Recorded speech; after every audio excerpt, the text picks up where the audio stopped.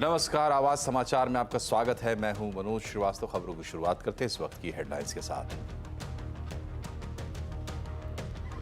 Electoral bond को लेकर सारी जानकारी चुनाव आयोग ने की सार्वजनिक, वेबसाइट पर डाला। आज ही एसबीआई ने सौंपा था डेटा।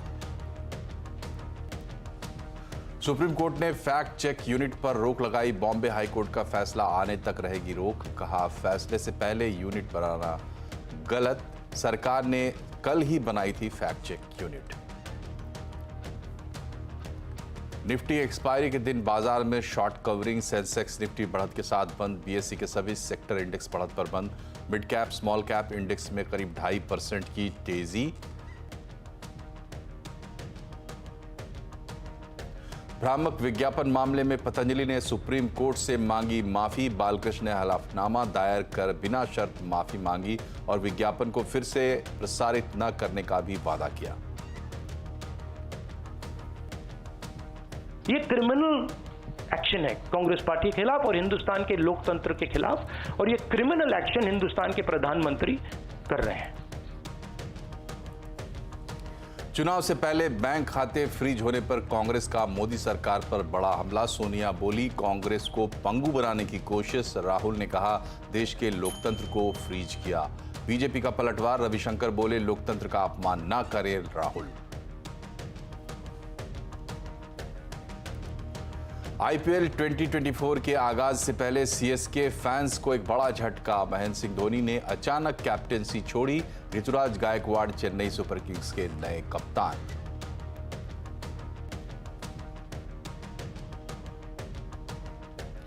इलेक्टोरल बॉन्ड मामले में चुनाव आयोग ने सारी जानकारी सार्वजनिक कर दी है। थोड़ी देर पहले चुनाव आयोग ने वेबसाइट पर पूरी जानकारी डाली है।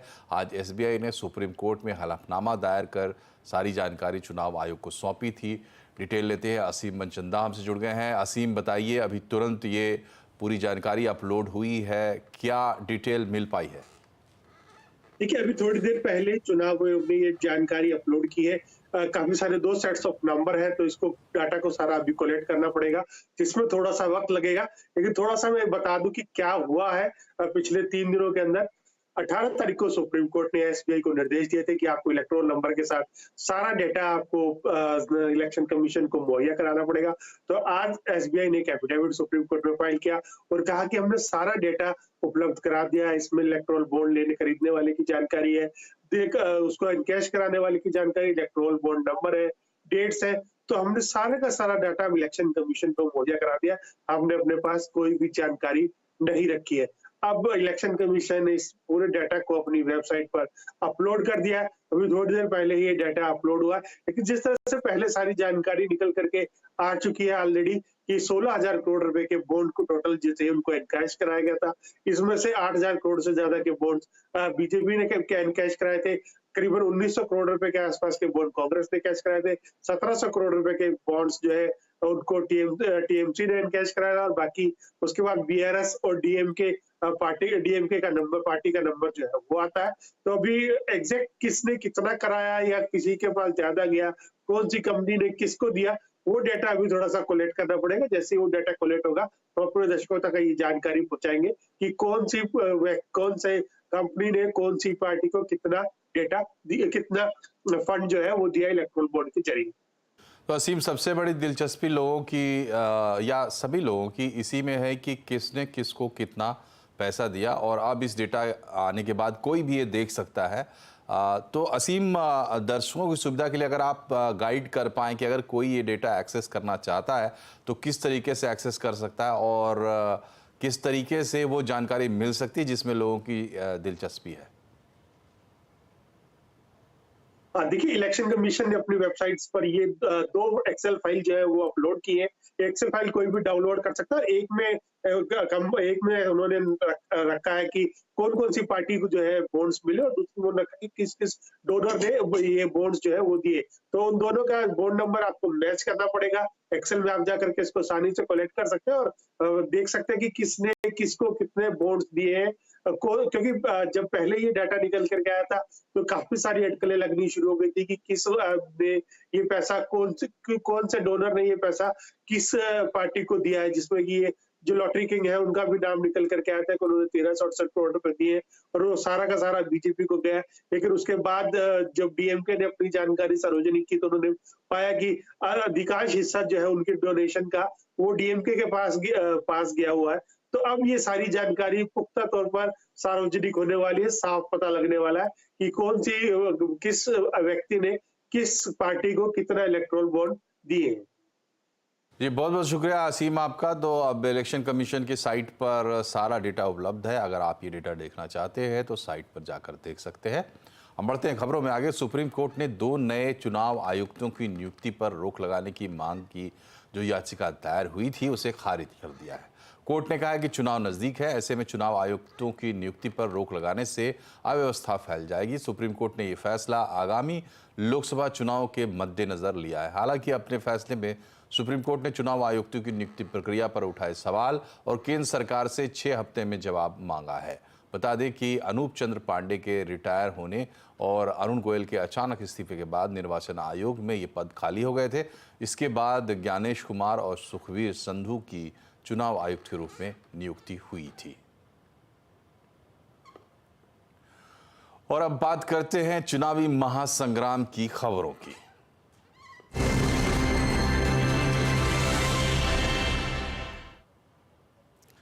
लोकसभा चुनाव के लिए बीजेपी ने तीसरी लिस्ट जारी की है। इस लिस्ट में बीजेपी ने तमिलनाडु की 9 सीटों पर उम्मीदवारों का ऐलान किया है।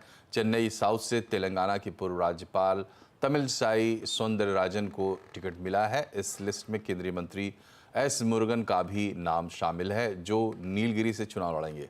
इसके अलावा बीजेपी ने कोयम्बटूर से पार्टी के प्रदेश अध्यक्ष ए अन्नामलाई को उम्मीदवार बनाने का ऐलान किया है। कन्याकुमारी से पूर्ण राधाकृष्णन चुनावी मैदान में उतरेंगे। और लोकसभा चुनाव से ठीक पहले बैंक खाते फ्रीज किए जाने पर कांग्रेस ने मोदी सरकार और बीजेपी पर चौतरफा हमला शुरू कर दिया है। आज प्रेस कॉन्फ्रेंस में कांग्रेस ने, जिसमें कि कांग्रेस के अध्यक्ष मल्लिकार्जुन खड़गे थे, सोनिया गांधी थी और राहुल गांधी थे, इन लोगों ने प्रेस कॉन्फ्रेंस में कांग्रेस के बैंक खाते फ्रीज करने से लेकर इलेक्टोरल बॉन्ड पर बात की और केंद्र सरकार पर बड़े आरोप लगाए। कांग्रेस नेताओं ने कहा कि हमारे बैंक खाते फ्रीज करवाकर निष्पक्ष चुनाव की बात कैसे हो सकती है। Issue affects not just the Indian National Congress, it impacts our democracy itself most fundamentally. A systematic effort is underway by the Prime Minister to cripple the Indian National Congress financially. Funds collected from the public are being frozen and money from our accounts is being taken away forcibly. दुर्भाग्य से जो पिछले दिनों में supreme court के हस्तक्षेप के बाद जो इलेक्टोरल बॉन्ड, चुनावी चंदा बॉन्ड के बारे में जो तथ्य निकलकर सामने आए वो बहुत ही चिंताजनक है,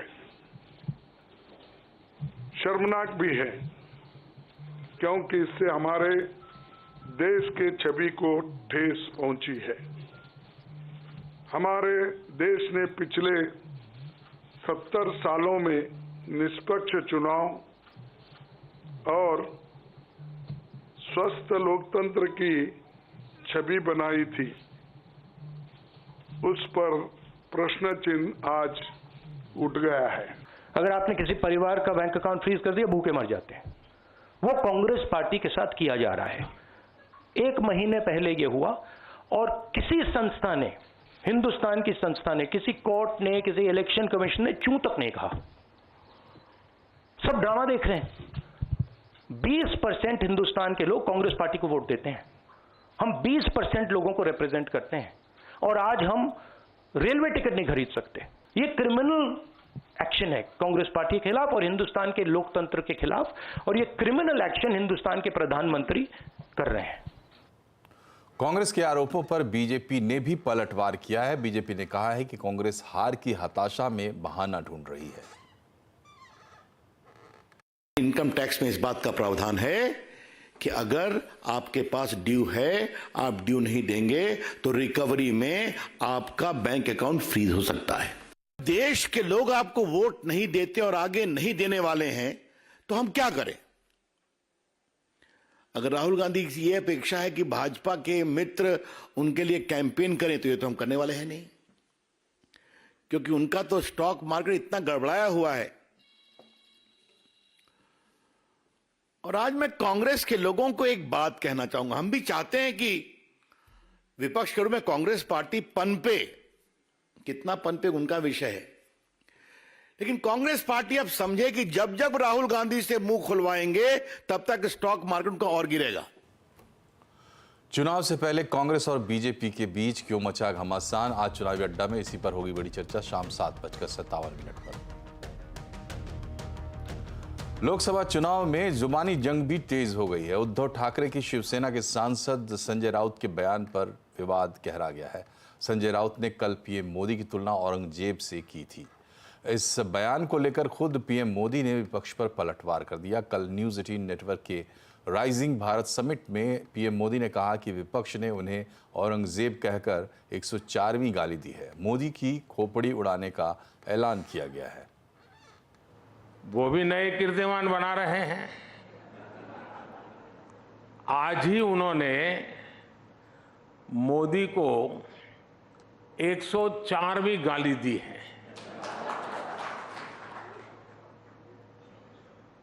औरंगजेब कहकर नवाजा गया है। मोदी की खोपड़ी उड़ाने का ऐलान किया गया है। इन सब पॉजिटिव नेगेटिव बातों के बीच दुनिया का सबसे बड़ा इलेक्शन जारी है। उद्धव ठाकरे की शिवसेना के सांसद संजय राउत ने पीएम मोदी की तुलना औरंगजेब से की थी। उन्होंने कहा था कि पीएम मोदी की सोच औरंगजेब जैसी है। हालांकि पीएम मोदी के जवाब के बाद राउत ने अपने बयान पर सफाई दी है। संजय राउत ने के दोनों बयान आमने सामने देखिए। महाराष्ट्रात शिवाजी महाराज जन्माला आले आणि औरंगजेबाचा जन्म गुजरातमध्ये झाला।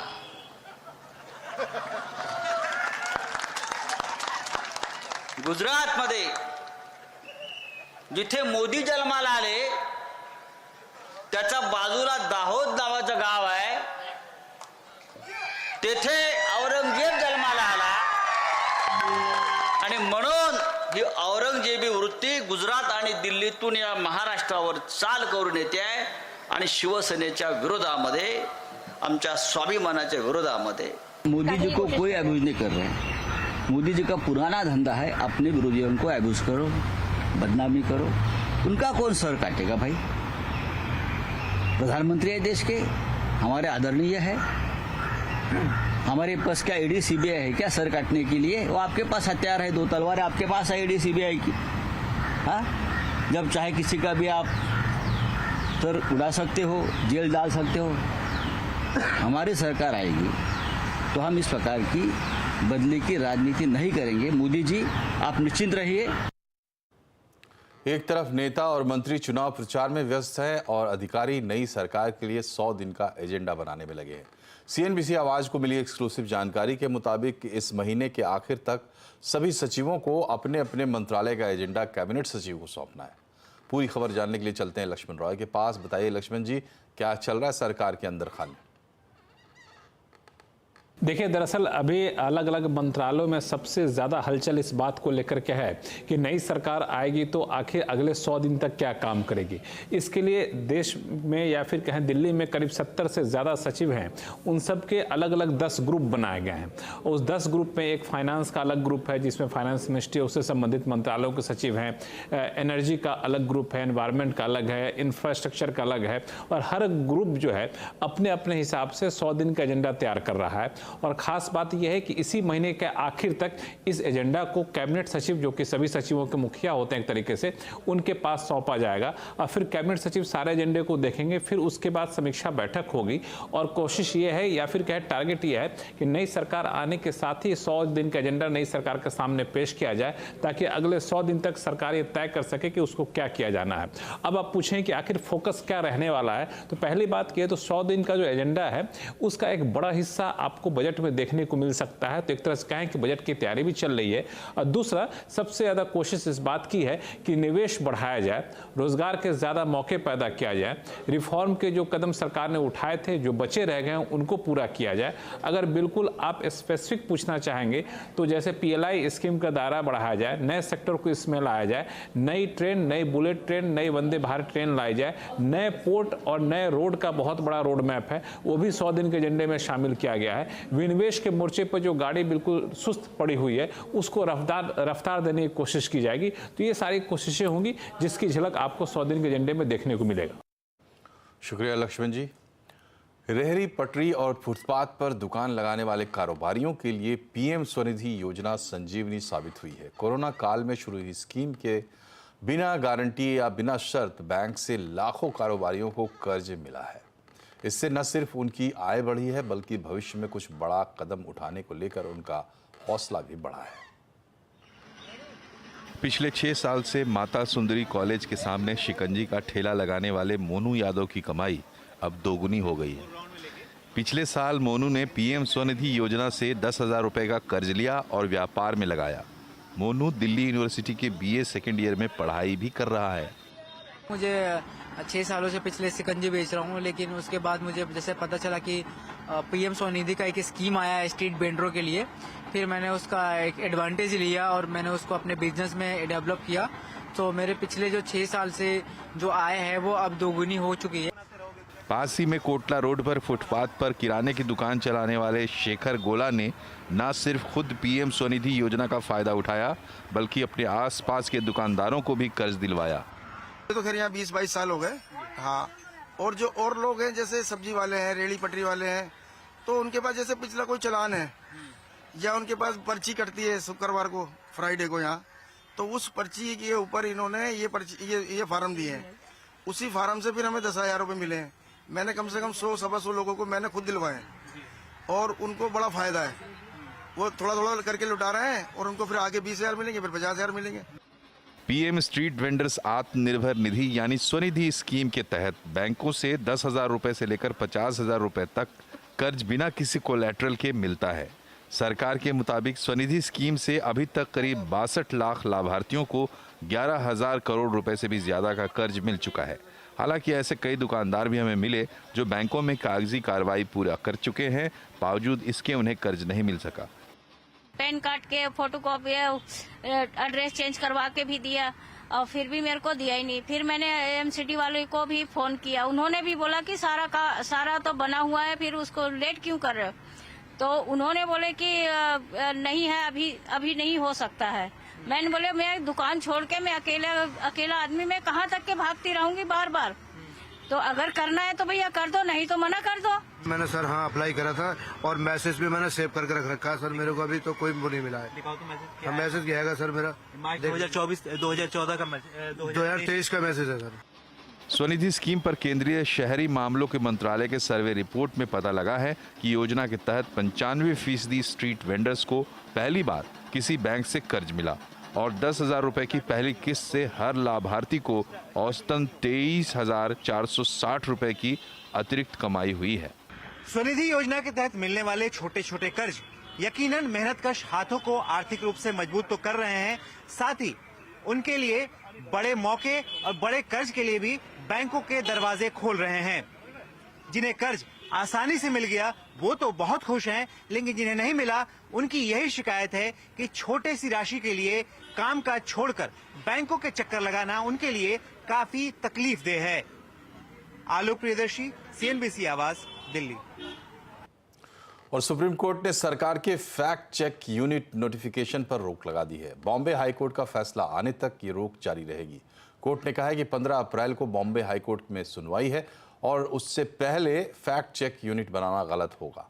सरकार ने कल ही नोटिफिकेशन जारी कर फैक्ट चेक यूनिट बनाई थी। इस खबर पर ज्यादा डिटेल दे रहे हैं हमारे संवाददाता असीम मनचंदा। पिछले साल सरकार ने आईटी इंटरमीडिएरीज रूल के अंदर बदलाव किया था। सरकार ने कहा था कि वो फैक्ट चेक यूनिट को नोटिफाई कर सकती है, जो कि भारत सरकार की खबरों के ऊपर फैक्ट चेक करेगा। अगर वो खबरें गलत होगी तो सरकार सोशल मीडिया इंटरमीडिएरीज को वो खबरें हटाने के निर्देश देगी। अगर सोशल मीडिया इंटरमीडिएरीज ऐसा नहीं करते हैं तो उनका सेफ हार्बर चला जाएगा और उनके खिलाफ कार्रवाई हो सकेगी। इस मामले की चुनौती जो है बॉम्बे हाई कोर्ट में दी गई थी। इस साल जनवरी में बॉम्बे हाई कोर्ट ने इसके ऊपर अपना एक स्प्लिट वर्डिक्ट दिया। उसके बाद ये मामला तीसरे जज को रेफर कर दिया। तीसरे जज ने इसके ऊपर अंतरिम आदेश में इसके ऊपर फैक्ट चेक यूनिट के ऊपर रोक लगाने से इनकार कर दिया और बुधवार को सरकार ने फैक्ट चेक यूनिट को नोटिफाई कर दिया। इस मामले को लेकर के सुप्रीम कोर्ट में एक याचिका दायर की गई थी। आज सुप्रीम कोर्ट में जब इसकी सुनवाई हुई तो सुप्रीम कोर्ट ने कहा कि इसमें कई सारे मुद्दे हैं जिनके ऊपर विचार किए जाने की जरूरत है, खासतौर पर की कॉन्स्टिट्यूशनल चीजें हैं जिसके ऊपर की काफी सारा विचार करना चाहिए। सुप्रीम कोर्ट ने फिलहाल इस फैक्ट चेक यूनिट को नोटिफिकेशन को स्टे कर दिया जब तक कि बॉम्बे हाई कोर्ट इस पूरे मामले की सुनवाई नहीं कर लेता। बॉम्बे हाई कोर्ट 15 अप्रैल से इस पूरे मामले की सुनवाई करेगा और उसके बाद बॉम्बे हाई कोर्ट के तीसरे जज का जो भी डिसीजन होगा उसके आधार बनाते हुए सुप्रीम कोर्ट दोबारा से इस पूरे मामले की सुनवाई करेगा। तब तक के लिए फैक्ट चेक यूनिट को स्टे कर दिया गया है।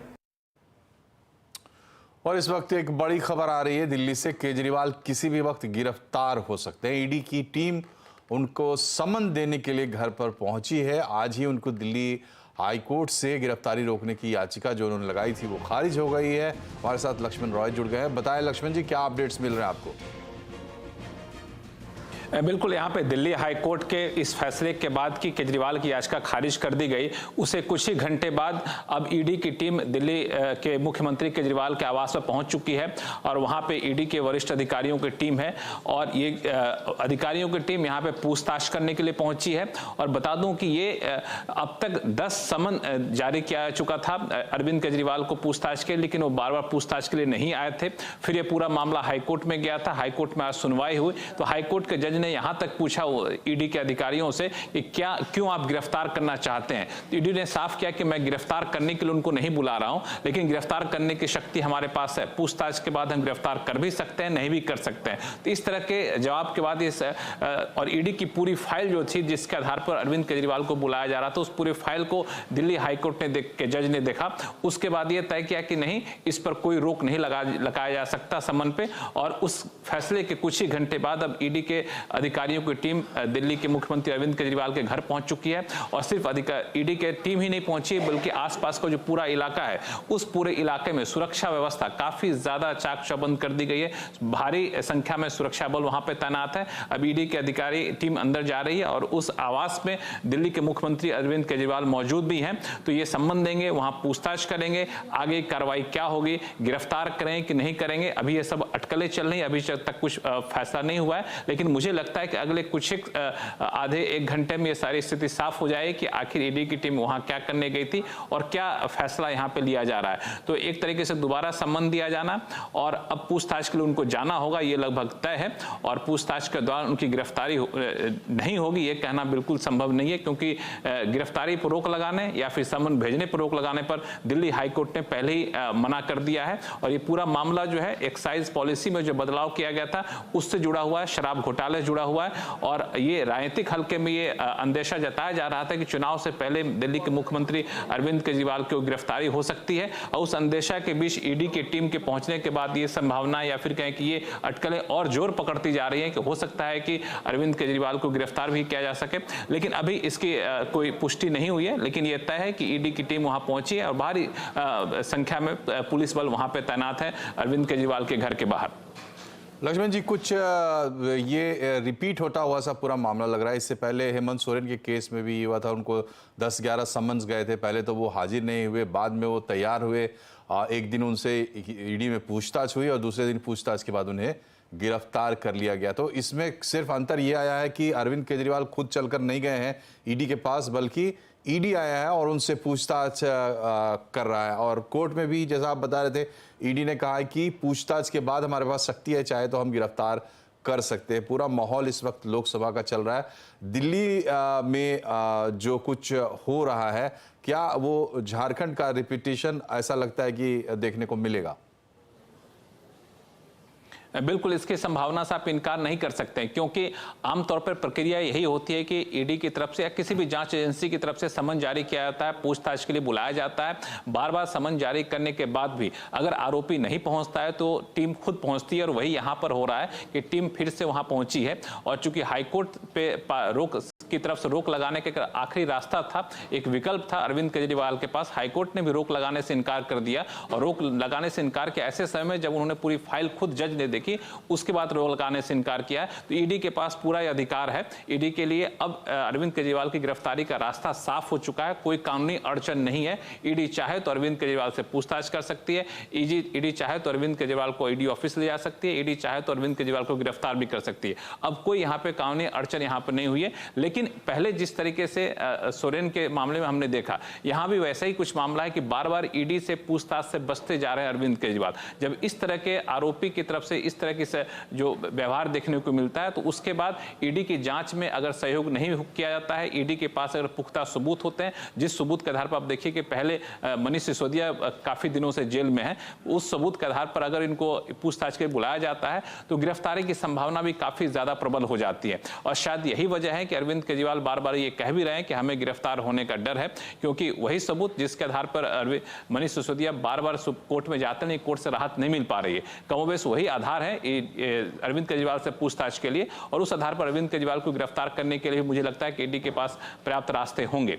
और चुनाव से पहले अगर गिरफ्तारी होती है, लोकसभा चुनाव से पहले, तो मुझे लगता है कि ईडी की कार्रवाई से ज्यादा एक राजनीतिक कह सकते हैं कि हलचल काफी ज्यादा बढ़ जाएगी, इसके राजनीतिक मायने काफी ज्यादा निकाले जाएंगे। ये बहुत बहुत शुक्रिया आपका लक्ष्मण जी तमाम अपडेट्स के लिए। तो देखना होगा कि दिल्ली में होता क्या है, क्योंकि बड़ी राजनीतिक घटना ये अपने आप में है। और अगर अरविंद केजरीवाल की गिरफ्तारी होती है, क्योंकि वो सिटिंग सीएम है दिल्ली के, तो उसके बाद संवैधानिक संकट की स्थिति भी बनती है एक सिटिंग सीएम के गिरफ्तारी के। बहरहाल तमाम चीज़ें किस तरफ बढ़ती है और लोकसभा चुनाव का माहौल है, तो राजनीति किस करवट बैठती है, ये भी देखने वाली बात होगी। लेकिन इसके लिए आपको करना होगा थोड़ा इंतज़ार, और अंतिम रूप से फैसला देश की जनता के हाथ में ही है, और जनता बहुत जल्द अपना निर्णय भी सुनाने वाली है। फिलहाल इस बुलेटिन में इतना ही, लेकिन आप जुड़े रहें CNBC आवाज़ के साथ हमारे सोशल मीडिया हैंडल्स के जरिए। नमस्कार।